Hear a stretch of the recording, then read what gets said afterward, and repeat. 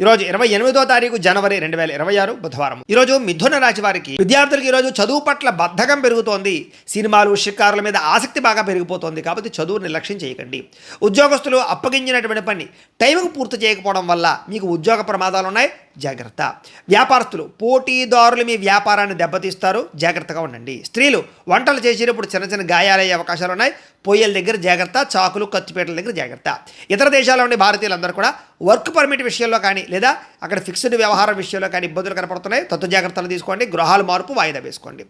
ఆశించిన రాబడి రావకపోగా ఉన్న డబ్బులు కూడా అనవసరమైన ఖర్చులకి, మెడికల్ ఖర్చులకి, వైద్యానికి ఖర్చు అయిపోయే అవకాశాలు ఉన్నాయి.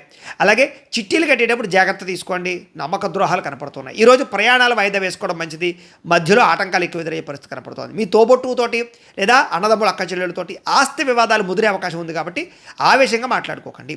ఇతర గొడవల్లో తలదూర్చి మీరు బలిపశువు అవుతారు. కాబట్టి ఎవరి గొడవలో తలదూర్చకండి. వెన్నునొప్పి, మెడ నొప్పి, నడు నొప్పులు, కాళ్ళ నొప్పులు కొంచెం ఇబ్బందులు కనపడుతున్నాయి. కాబట్టి తత్వ జాగ్రత్తలు తీసుకోండి. మీరు ప్రేమించిన వ్యక్తి మిమ్మల్ని అపార్థం చేసుకునే అవకాశం ఉంది. జాగ్రత్తగా మాట్లాడండి.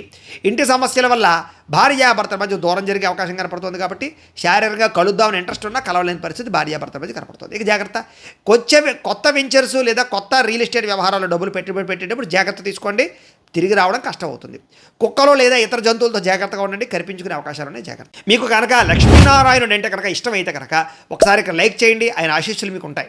అలాగే రేపటి రాశి ఫలం మీకు కావాలంటే ఒకసారి సబ్స్క్రైబ్ చేయండి, ఫాలో అవ్వండి.